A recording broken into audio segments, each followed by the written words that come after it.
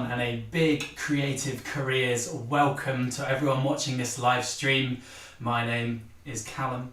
I will be your host and compere for the evening. But we're here to speak to Mollie Faux-Wilkins, aka the English Simmer. Anyone that's familiar with the Creative Careers series already will notice I'm in a new house. So the Creative Careers has got a bit of an update. We've got a new look, we're in a new room, and we've got new guests. So across the course of Series 2, you can expect us to speak to YouTubers, professional storytellers, journalists. It's a lot of fun. It's going to be a lot of fun. You're going to learn a lot of stuff about careers in the creative realms. Speaking of creative realms, that's where I am right now. Behind me, you can see the sign, the Fab Lab. It's a little multi-purpose creative space here in Exmouth at the Hive Youth Centre, which is run by Space, which is this YouTube channel. Space is a not-for-profit working with young people in the Devon area, helping them in all sorts of ways, offering support. And one part of that is this Creative Careers series run in conjunction with AYCH. And we are just providing creative careers talks for young people who might want to consider a career in any sort of creative industry. In this case, it is YouTubing.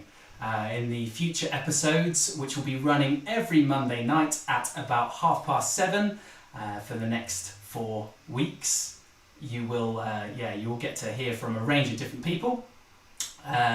Don't forget to like, to comment and subscribe on this video. Ring that bell if you're feeling like you don't want to miss next week's, and you'll be able to see each of the episodes as they air come up over the next few weeks. This is Series 2. We've had Series 1 already, so if in the meantime you've got a hankering to learn about some creative careers, just pop on back and watch those episodes from Series 1. There's some pretty good conversations on there to do with music artist management, to do with screen composing, to do with working in digital agencies, some really good stuff. So, I think you should all check the description of this video for a couple of details on what's coming up, and there'll be links to all of the socials for everyone that I've mentioned up to this point, Space and AYCH. But most importantly to Mollie.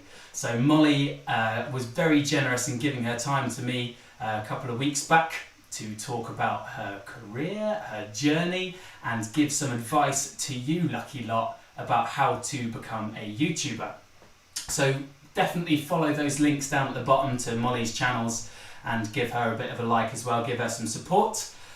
So this episode is a conversation between myself and Mollie, aka the English Simmer. Now Mollie plays The Sims on YouTube and makes a living out of it. She has almost 300,000 subscribers on YouTube, 22,000-ish, 24,000 on Twitch.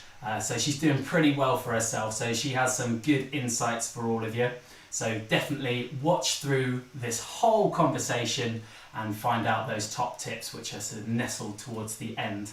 Also, you can join us on Discord after this conversation for a live Q&A where Mollie will be there to answer all of your questions about YouTubing and about her career to date. I will also be back at the end of the conversation just to guide you over to YouTube. Feel free to be chatty in the comments, ask questions as we go in. I can see that Mollie's already in there, the English Simmer is there having a chat, so maybe she can answer some questions on the way. Who knows? I'll be there at least anyway. So enough of my waffling, let's get on with it. I think we should hear from Mollie Faux-Wilkins, aka the English Simmer, talking to me about her creative career in YouTubing. Here we go. Hello, Mollie. Hello. How are you? I'm good. I'm really good, thank you. How are you? Yeah, smashing, thanks. Smashing. Good. Whereabouts in the world are you right now? I am right now in Manchester in my bedroom/office. Nice. Well, you might, being a Manchester lady, you might like the fact that I am currently in the Hive, which is Oh, clever. in Exmouth, where I'm based. So it's a little bee reference there. Thank you. I appreciate it. Techno bees all over the walls in this room. the wall that's behind the camera right now. But we're not here to talk about the walls in the Highview Centre in Exmouth. We're here to talk about you and your job, what you do, how young people can follow in your footsteps to maybe do the same sort of thing down the line. So I'll pass that over to you. What is it that you actually do? I think most people, sorry, I think most people sort of have an idea of what like streaming is and what YouTubing is, and you're here, the English Simmer, as a YouTuber, but you're on front of the camera and also behind the camera. So what do you do? What is it, Molly? What is it? Yeah, so I am a full-time YouTuber and streamer, content creator, influencer, if you wish to throw that out there. Okay. So basically my day-to-day is recording videos for my YouTube, editing them all, coming up with the content, writing storylines, doing all my business emails, meetings, promotions like this. I'm pretty much just like a one-woman team, so don't have anyone else behind me. And then I also part-time, full-time stream on Twitch a couple of times a week, so doing both of those things. That's pretty cool. So how many? Let's talk some numbers, Molly. Okay. How many subscribers have we got on the old YouTubes? Oh goodness, this is really bad. I haven't checked in a while. I think it's around 290,000 at the moment. Whoa! Yeah. That's a lot. That's Yeah. a lot of A subscribers. lot of responsibility, feels like. Did we mention in that little intro what your handle is? My handle is the English Simmer or English Simmer, depending on where you're trying to find me. So yeah, main thing is The Sims. I do a lot of gaming. The Sims has always been a game that I've played in my life. And then I also veer off into like indie games that I enjoy, or games that I know my audience is going to enjoy, a lot of farming simulations and just laid back, chilled sort of games that make us all feel warm and cozy inside. Nice, nice. How many hits do you get on the average video, would you say? Oh, it can fluctuate. Like views can fluctuate a lot depending on what I'm doing. I would say probably on average it's anywhere between like 3,000 to 15,000 right now. That's a big range. That's a lot Yeah, of. it just depends what I fancy talking about and what people are into at the minute. I mean, trends can change so quickly on the online world, so Yeah. it's quite nice to see what people are enjoying at the moment. Nice. So let's talk a bit about how you got to where you are now as the one woman band, as you said, like running the show. Yeah. Where did you start? Where did you come from? Where did you go? Cotton Eye Joe. So started 7 years ago in university. I was in my second year of university up in Newcastle doing an English language degree, and I was watching people play The Sims. I had really just started to get back into The Sims 3 as a game itself. I kind of gave up on it for a little bit and then refound it and was like, oh my god, this game's amazing now that all these expansions packs have come out. So I started to watch people's let's plays on it, see what the new expansions were, was really interested in them, and then realized that people were doing this, like creating videos, creating what were basically soap operas in The Sims. And I was like, this is really cool. And I've played The Sims from being 6 years old. And I had always wanted to start a YouTube channel. Like I was really into watching vloggers, and I was always umming and ahhing as a teenager, like, oh, if I did YouTube, what would I do? And then I found The Sims and it was like the perfect niche. And I was like, I could do this. I could really start a channel. And so December, today, actually, as we are recording this, Yeah. is my 7th year anniversary. Woo! I feel like we should Woo-hoo. put some party poppers. I know. I probably have some somewhere. Life of a streamer. Got random props everywhere in my room. Amazing. So seven years to the day. To Um, the day. that's pretty cool. Let's look at some other milestones then. So we reached the end of the 7th year then of the English Simmer being alive. So at what point during that 7 years did you start making money? Like I first paycheck. Let's make that clearer question. I should have written down the first paycheck. I feel like that's a big deal, but I unfortunately can't really remember. It was a couple of months into it. The YouTube landscape has changed quite a lot when it comes to monetization. It used to be that as soon as you earned over 200 USD, they gave you a payout. And that has changed over time, but I think it was like 4-5 months maybe into starting my channel, maybe even before then, maybe it was like second or third month. So I think that was the first like time I got paid from it, but it was very small. Like it was basically like pocket money. It was like YouTube being like, because even with the transfer fee, I didn't even end up getting £200. It went down to like £130 or something like that. So it wasn't like a part-time job. It was just kind of still a hobby at that point that I was like, oh, I could earn something from this. And then a few years down the line, I never expected it to become my full-time career. That's pretty awesome. That's the start of it. Yeah. Yeah. The journey of 1,000 miles starts with a single step, as they say. What about some other milestones? What about when you first hit 1,000 subscribers? 1,000 subscribers.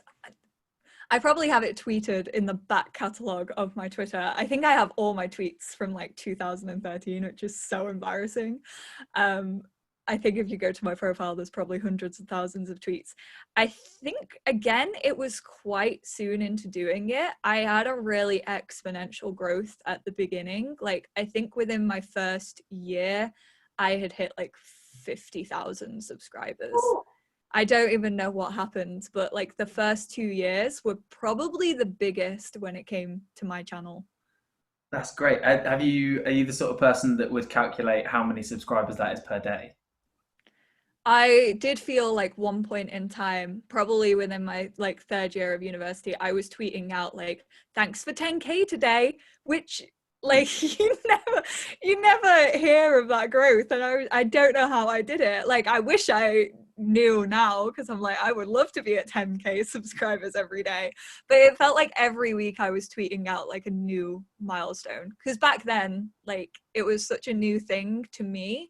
And also, like, there wasn't that many simmers at the time, so everyone was celebrating like every 1,000 subscriber. So you'd do like contest for 1,500, and then you'd be like giveaway for 1,600. So it just felt like a everyday occurrence.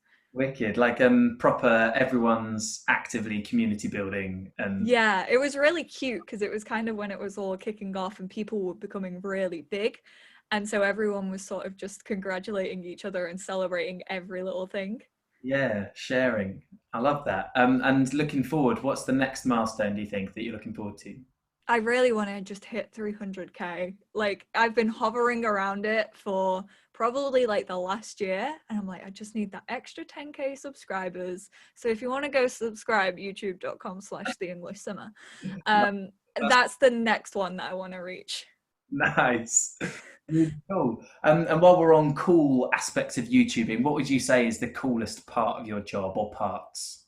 One, all the friends that I've met through it, and the events. Like, the events are what have pretty much led to me meeting some of my best friends on earth.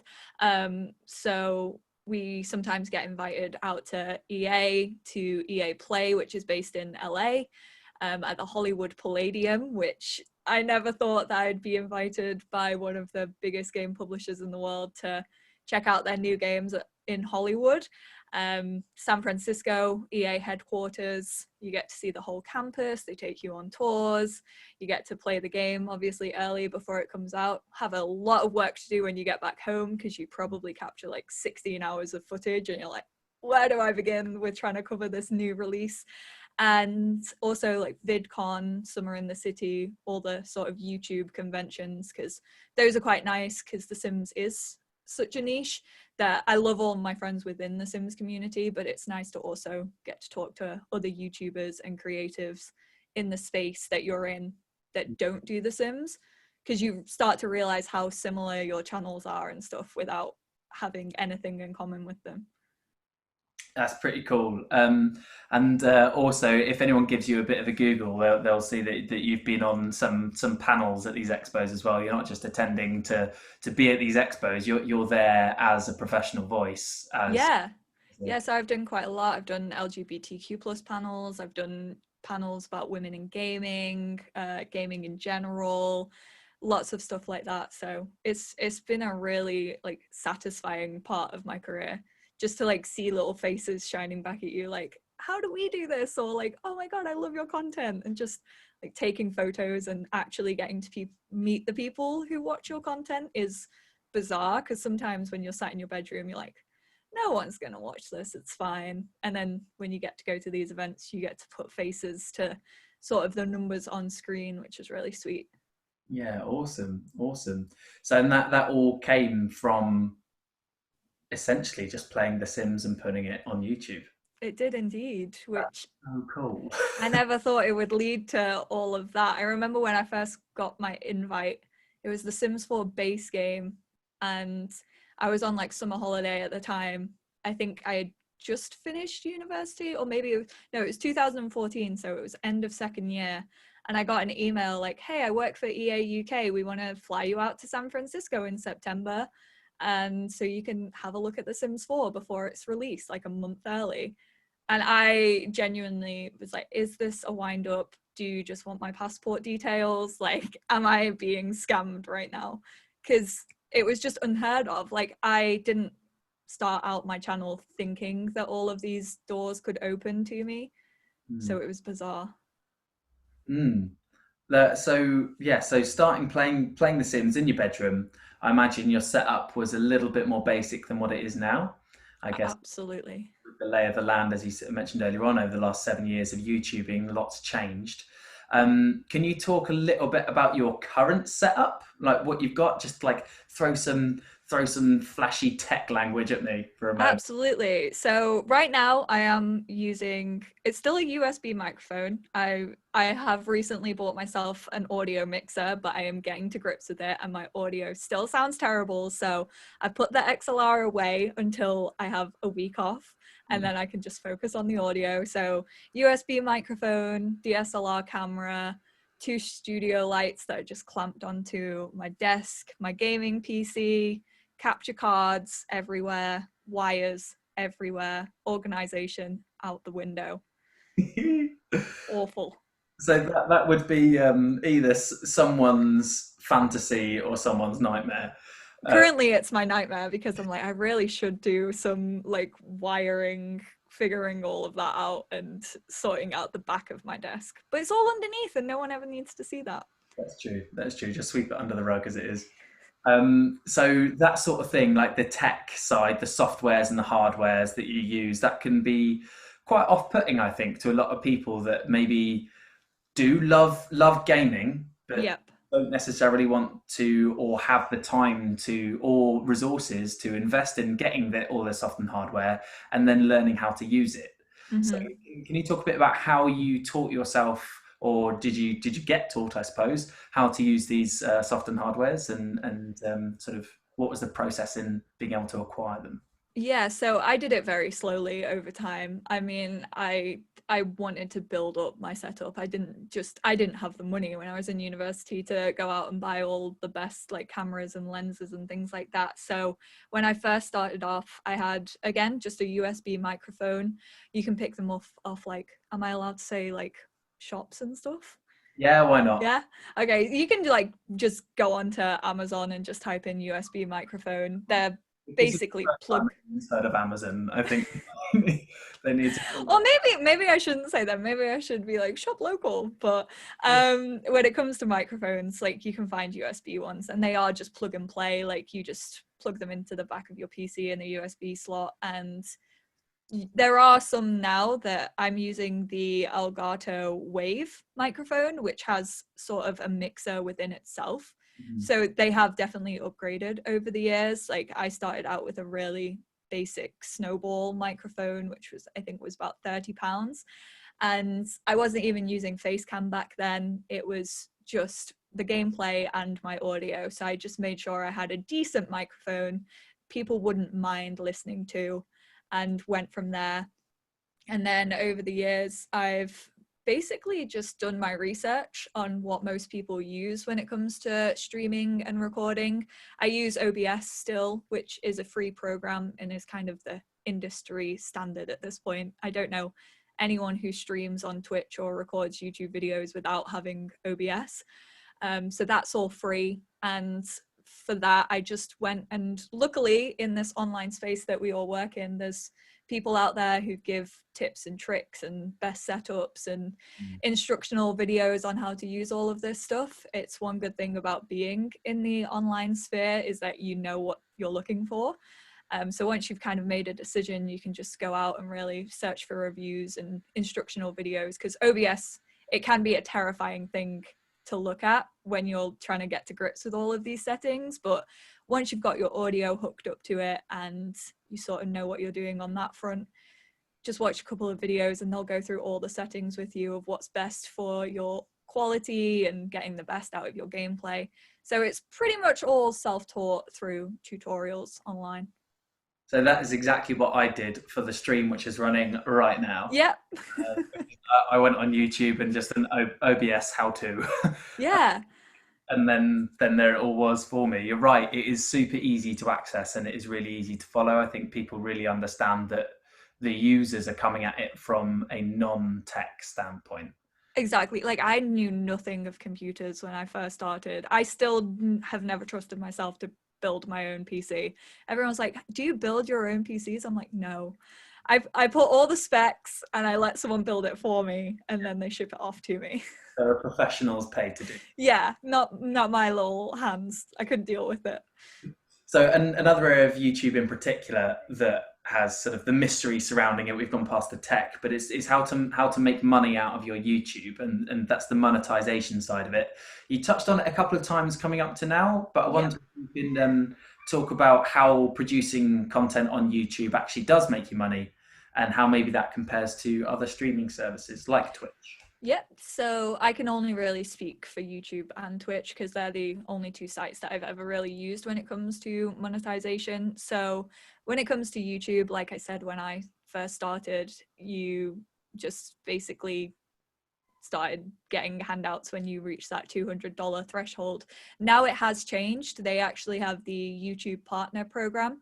So for that, you need to have an AdSense account, which obviously allows ads to be played in front and in between your videos, and that's what earns you that revenue. So every view of an advert earns you a certain pence. It's basically pennies, but as you start to create content and your views go up and up, you start to earn that revenue more and more. You also need to reach 1,000 subscribers on YouTube as sort of that onboarding process, just so they know that you're continuously making content. And with that, you also need 4,000 hours of watch time. So that's not you watching YouTube videos, that's people consuming your content. So live streams also go towards that on YouTube. So if you're streaming, you're probably gonna rack up those hours quite quickly because live streams can be quite long, and that all needs to be done within the last 12 months, again just to really show YouTube that you're active and you want to be a part of their program, and they know that if you have this longevity when you're starting out, you're probably going to continue with that. And then you also just need to follow their policies and guidelines, which is the industry standard really. So that's what you need to start to become monetized on YouTube.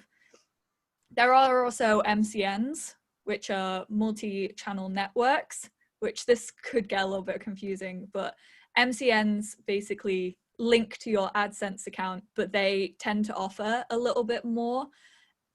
A lot of people these days don't go with MCNs because AdSense is such a reliable tool in itself now in Google and the YouTube space. So a lot of people just forego the MCNs. They used to be a lot better. They used to offer more and they'd get in touch with you and personalize things a bit more. Whereas now it's sort of just a way for them to also earn money off your revenue. So you may as well just do it through AdSense. And they also used to offer copyright free music because that's issues that you can run into down the line on your channel. But a lot of people these days just pay for programs like Epidemic Sounds, I think it's called, which offers like a whole catalogue of copyright-free music that you can just download. Right now. No, I Yeah. guess pandemic rather than epidemic, but still. I think it's Epidemic. I don't know. I think it's that. Don't quote me. You might well be right. In terms of copyright-free music, and we're talking about milestones earlier on, so your channel really exploded. It got a proper hardcore following off the back of your Frozen Let's Play. Yeah, I did a Frozen creator sim and then sort of a Generations Let's Play around Elsa. So that and got crazy. No one that has seen that film, I think, well, maybe let's put it the other way. Everyone that has seen that film knows the song Let It Go. Absolutely. I think people who haven't seen that film know Let It Go. Exactly. And am I right in saying it was Let It Go that got your most viewed video on YouTube demonetized? Correct. So I think I did that video 3 months into having my channel. Obviously Frozen was huge at the time, and I was like, I'm just gonna recreate these characters in like The Sims, and I did not know that it was gonna become such a like most viewed video on my channel. I think now it has somewhere around 3 million views. I think that's where it's sitting, and probably a week into that going up, like Disney were like, no, that's our song, and they just basically I think they earn money from it. I think when they successfully claim something, I didn't want to dispute it because I was a baby at the time, and I was also like, no, that's fair, that's your song. It was a piano cover, so it was from like a YouTube user generated content, but I think just because it's a song,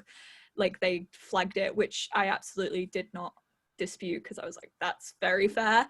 So yeah, they're just earning money off my biggest watched YouTube video. It's fine, but it's fine because I got the subscribers out of it. So it was just me not really knowing about copyright laws. There's so much you have to learn outside of just your channel, like how to do your own taxes if you reach a certain threshold, and how to avoid copyright situations. I think it's way more known now that YouTube has been around for so long. I think the copyright laws are very like prominent, especially when you enter this field and everyone's talking about them on other social medias like Twitter. They're always around you, so you kind of know the DCMA rules. So if you're a young YouTuber and you wanted to start a YouTube channel, just as a rule of thumb to steer clear of those demonetization and copyright claims, just don't use Let It Go. Yeah, don't use music that you don't own all the rights to, basically. And again, we're kind of seeing it with Twitch at the minute. I know it's a really hot topic on Twitch right now because like streamers have always sort of used music in their streams, and I've always come with it from like a YouTube perspective, like, why are you doing this? Like you could lose your whole channel.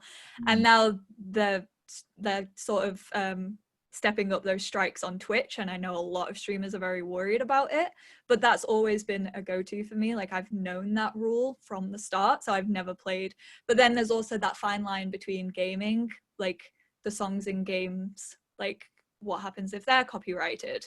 And it seems to be that now that studios are more aware of this, they're adding options for non-copyrighted soundtracks in games as well as the copyrighted stuff.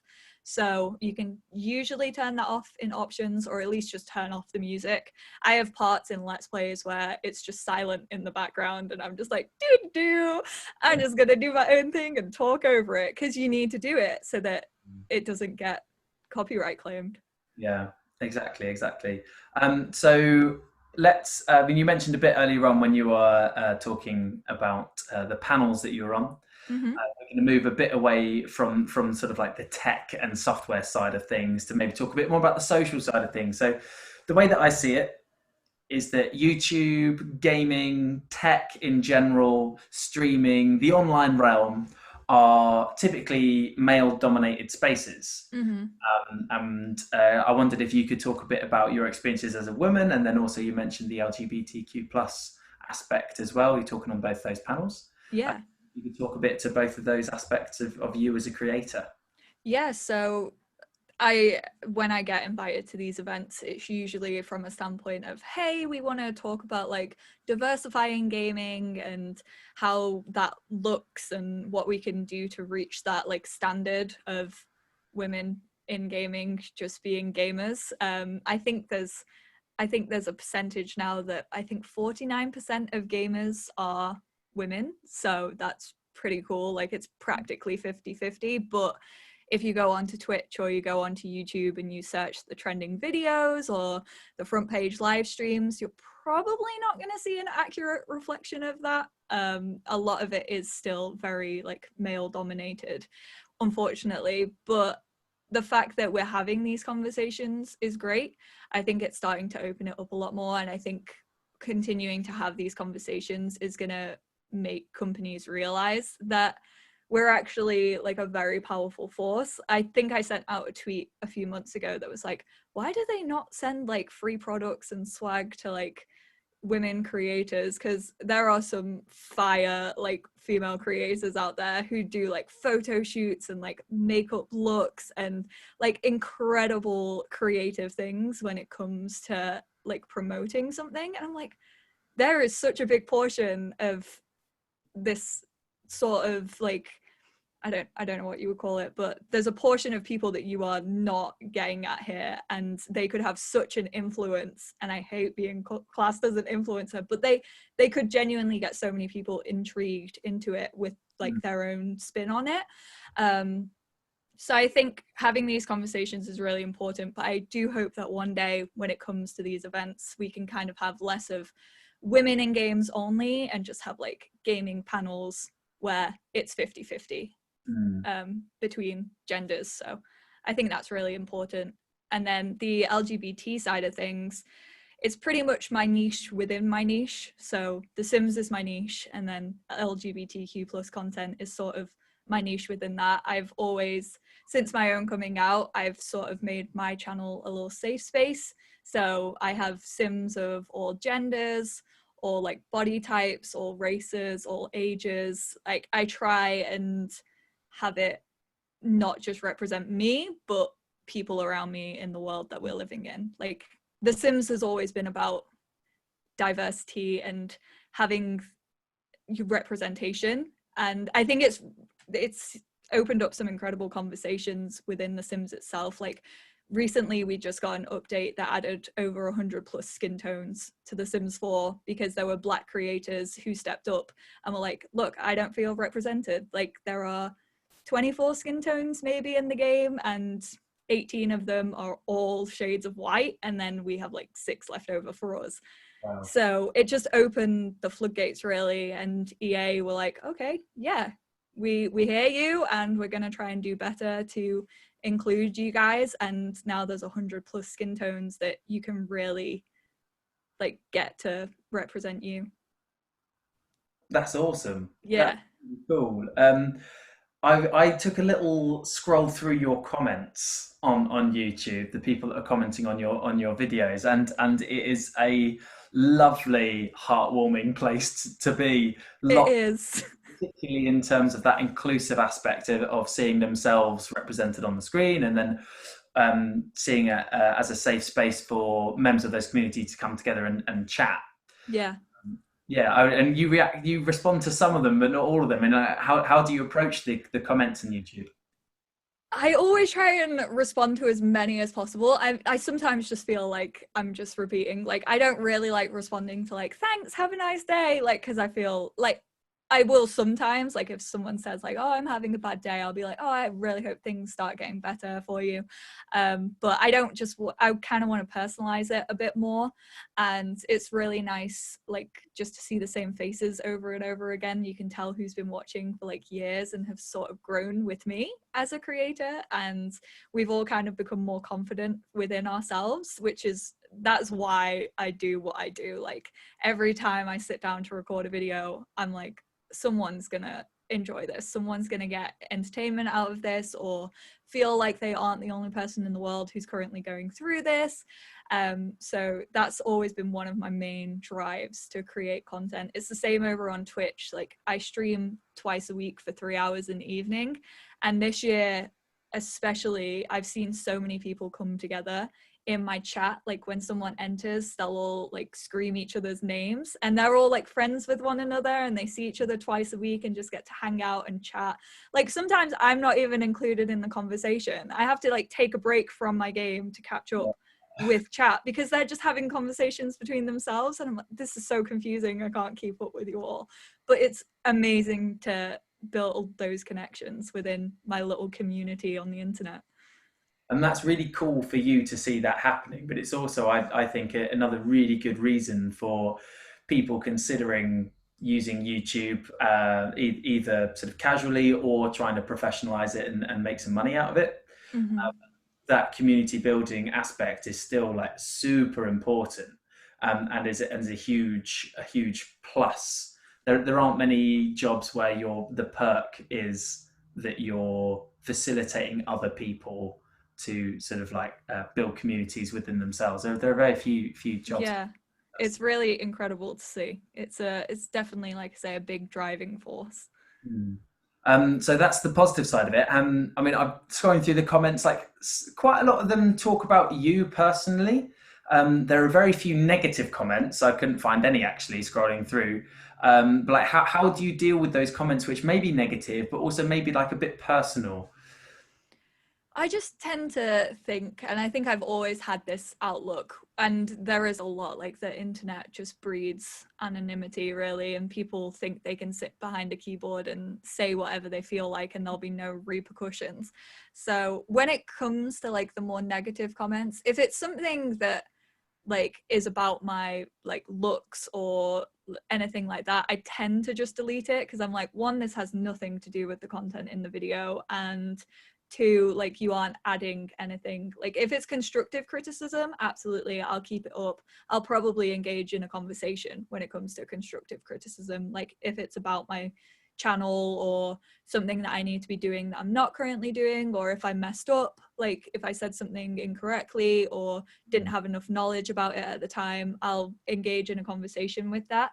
But I've always had the outlook of, you know what, I upload like 20-minute to half an hour videos a day. Like, although it's great that I have built this community and these friendships as well, like not everyone who watches my videos knows everything about me. Like you don't know everything about me from a 20-minute video. So you putting that comment out there and saying something negative or drawing your own conclusions from what I'm saying and like creating your own story or version of me, that's not going to affect me unless I think that it should, and I'm like, okay, I can learn from this opportunity. So that's always how I've really gone about the negativity. I mean, I faced like trolls on Instagram, which I don't even really use Instagram all that much, but I feel like Instagram is such an easy place for people just to spam comments.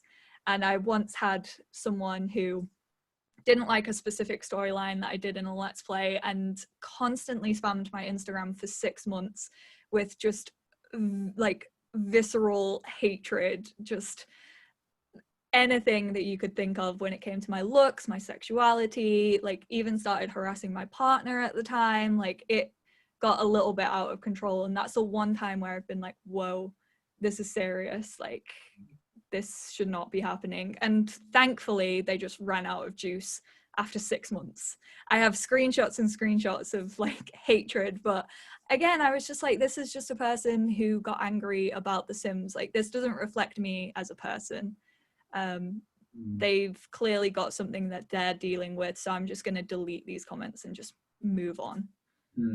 And that then the way that you dealt with it sounds very mature, and that definitely shouldn't be a deterrent, I don't think, for young people, especially wanting to start professionalizing YouTube, maybe want to start content creating in their own way, and that you're gonna get trolls. Like, yeah, absolutely. Like no matter what you do, like you could be saying all the right things and someone is going to take offense to it somewhere in the world, and you either have to learn from it or you just have to be like, look, you're just saying this for saying it's sake, so there's nothing I can respond to that. I'm not going to give you the attention. I'm going to delete your comment, and that's that. Yeah. Don't be afraid to delete comments. I know it's a little bit scary. Like especially if you're growing and you're not getting that many comments and you're like, but I want to keep all of them. Because also when you do start to grow, people will start fighting back for you. And that's when like arguments happen and like it just gets so long and there's just this discord that continues to go, and we're just like, okay, we're gonna put a plug in it, we're just gonna delete that original comment and move on. Yeah, I think even David Attenborough gets trolls, you know, like How? the good things, but you know, the nation's granddad, David Attenborough. Protect him at all costs. Yeah. Can we talk a bit about this is quite a big one, I suppose, so feel free to break it down as you see fit, but okay. Let's use you as an example for young people that might want to start online content creating. So how do you find your voice, in inverted commas? How do you find that your mode of presentation, your channel handle? How do you sort out your titles, your thumbnails, your way of speaking to people? You know, it's a huge question. I realize that you can talk for probably weeks on this one. Don't worry, I've got an even huger answer, and it's the fact that all of that comes with time. Like, if you know what you want to do, you know what you want to talk about. I think the important thing is knowing like the topic that you want, like the topics that you want to cover, what you think is going to make you stand out from the crowd. Like I didn't go into this with even the LGBTQ plus element at the time. Like I just wanted to give a different spin on videos that I had seen other people do and play a game that I enjoyed.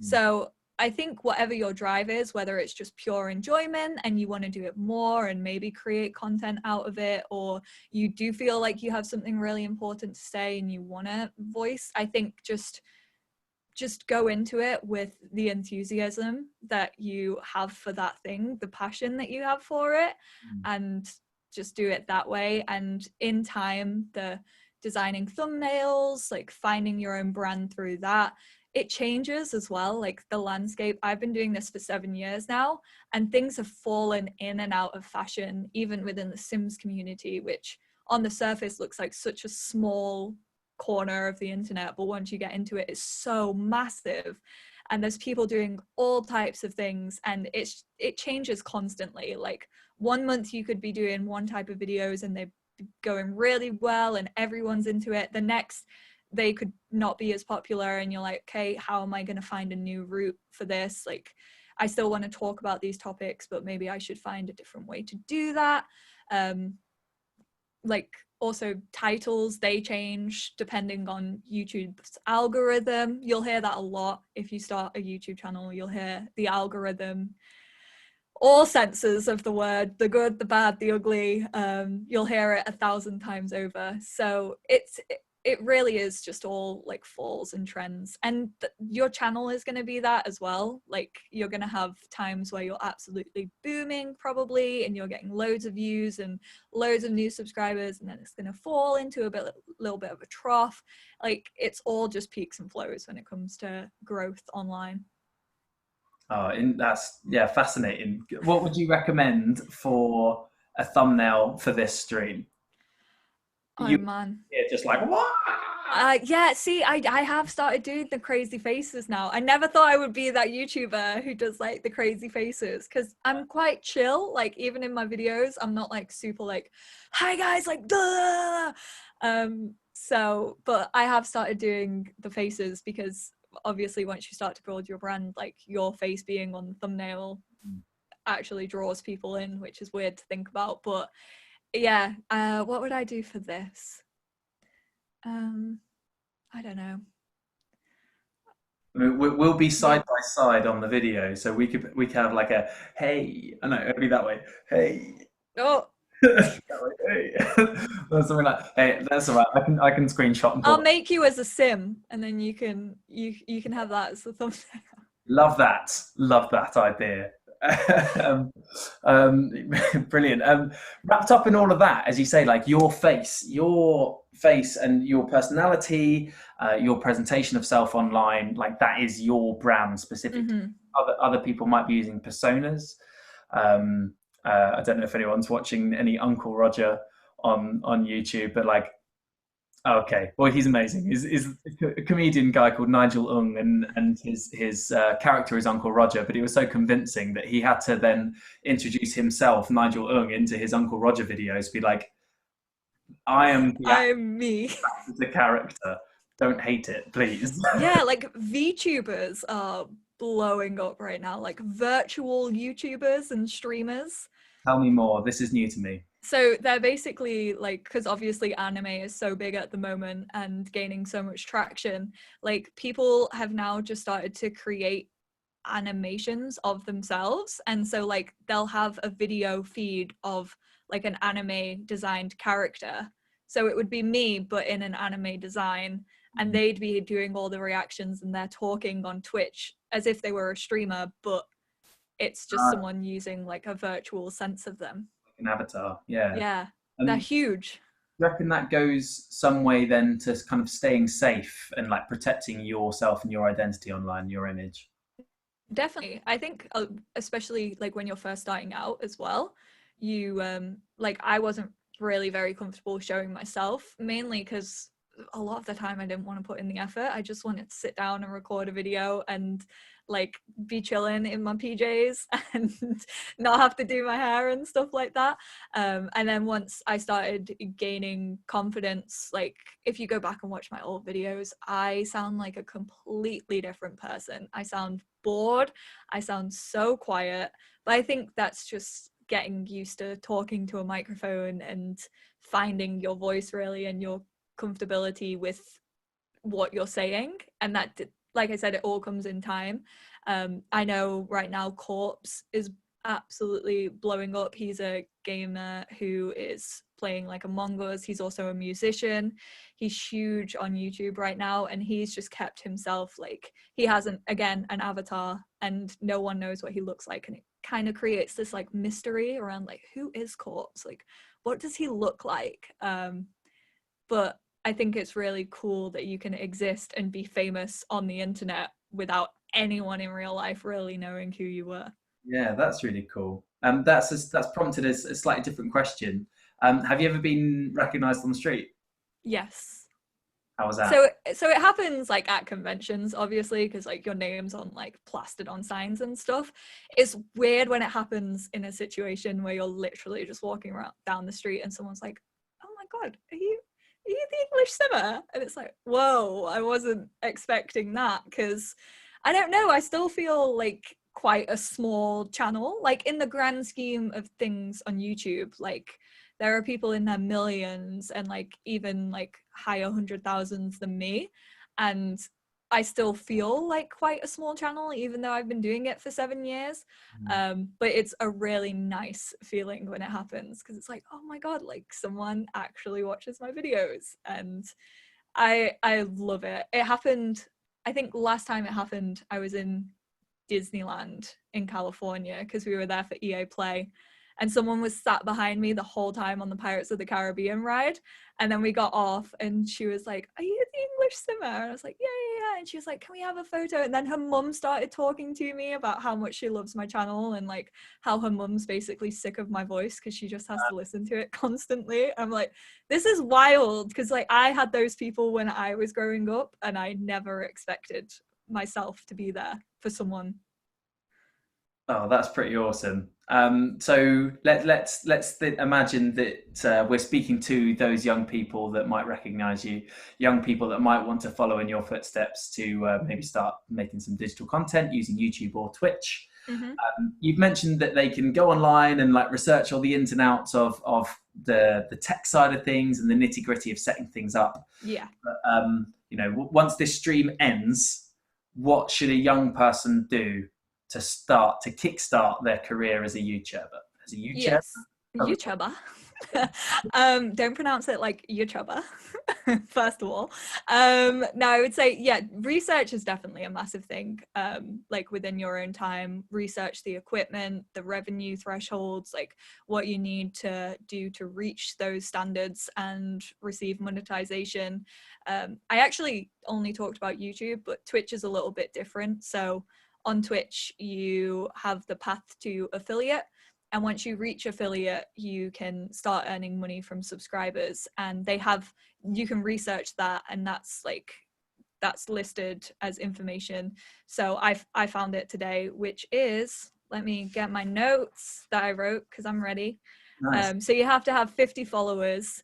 You have to have 500 minutes broadcast within the last 7 days, 7 unique broadcast days, I think within a month, maybe, and then 3 or more concurrent viewers. So that's kind of like their standard entry level for earning revenue. And then once you reach that point, you unlock like path to partner, which is obviously bigger goals, and partners just get more freedom with emotes and sort of things that attract people to your channel. So that's the revenue for Twitch when it comes to that. But yeah, just doing your research, and then also like start building a community. I've mentioned this to you before, Callum, but when I had my first video up on YouTube, I already had 50 subscribers without doing anything really. I made a Twitter 6 months before I uploaded my first video, and I started getting to know SIMMERs. I was watching a lot of their content anyway, so we were sort of just forming bonds over like me enjoying their stuff and like just becoming friends with one another and meeting people within the Sims community. And then every so often I'd be like, hey, I'm starting a channel, like it'd be really cool if you could check it out. And they did, and like made like 50 friends who were nice enough to subscribe to me. And then I uploaded my first video and they were all like, this is really good, like keep it up. So I think creating those friendships and harnessing a community from the early days is really important.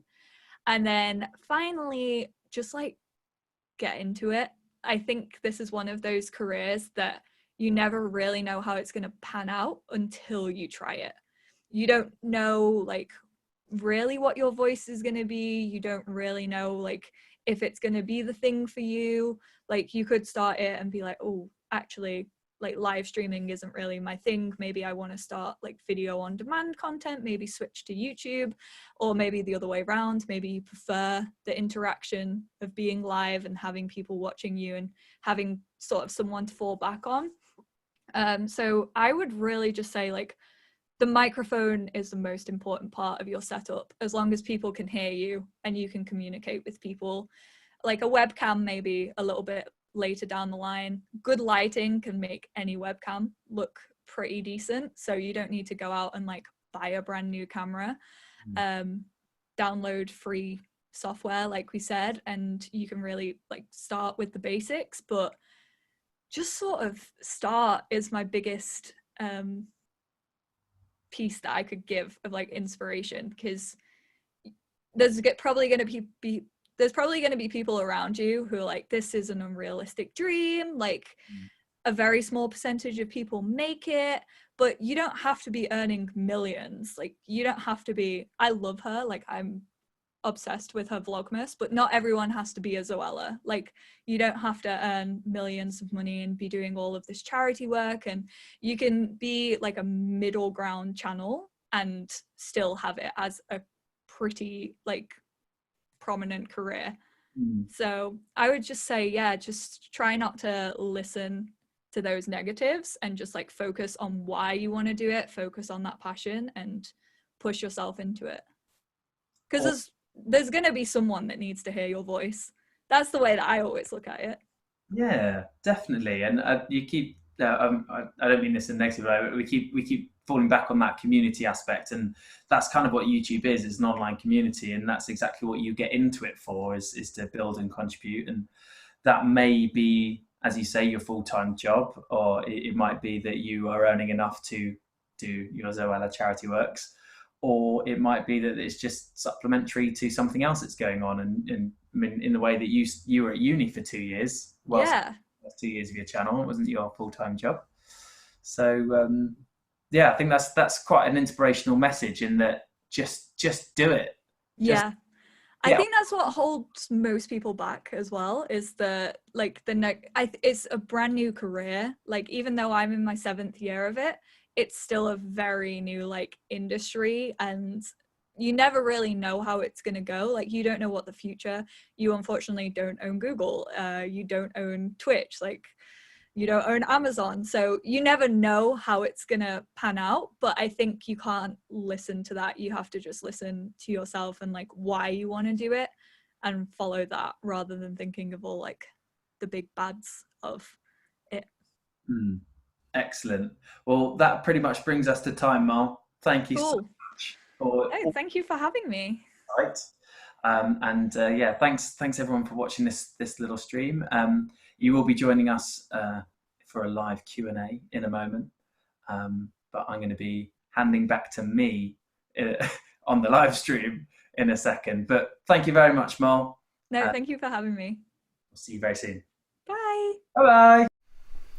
All right, and that brings us to the end of that wonderful conversation with Mollie. I hope every one of you enjoyed it. The chat's been popping off. It's been really great to see everyone in that community get together, and it's kind of cool to I now feel part of it. So that's pretty cool. Big thank you to everyone that's been contributing in the chat there, and also especially big thank you to Mollie for investing her time. But her time is not over. We now have a live Q&A that's going to be hosted in Discord. I will be posting the link in the description to this video. My wonderful moderators will be popping that link into the live YouTube chat now, so feel free to follow that one. You'll head over into the Discord server, which will be here for one night only. It will be shut down just after 9 o'clock tonight. So yes, make sure you get in there nice and early. One of our moderators will assign you a role, and then you'll be able to start chatting. I'll be there, Mollie will be there. Feel free to throw any of your questions that you like towards Mollie about getting started as a YouTuber. I can see a couple of people talking in the chat about starting streaming and starting using YouTube for a bit more than just watching content. So that's pretty cool. Maybe think about some questions surrounding that. Next week's episode on the creative careers, episode 2 of series 2, is with professional storyteller Laurie Stahl. Laurie lives and works in New York City. She is herself an American, and is absolutely fantastic to talk to. She's got some great insights about using narrative storytelling techniques in a variety of contexts. So she's really good to talk to. So join us next week, same time, same place for that conversation. The Discord will be running. Laurie will be live on Discord as well. Later on in the series, if you're into your YouTube, coming up, we've got Tom Wright from Bouldering Bobat, and we've got Annie Martin, who is a filmographer for Grey Moth. They are both wonderful young creatives creating video content hosted on YouTube, and again have more insights about creating visual media. I can see that we have 31 concurrent viewers but only 16 likes. I see you non-likers. Slap that like button, ding that bell, hit the subscribe, like, comment, tell your friends, tell your nan. Maybe you've got a family member that is thinking of starting up a YouTube channel and they need some expert advice, and who better to hear it from than Mollie. So let's head over onto the Discord. I will see you there. Mollie will see you there. It will be absolutely wonderful to chat to all of you. Get thinking of your questions. I'll see you soon. Goodbye.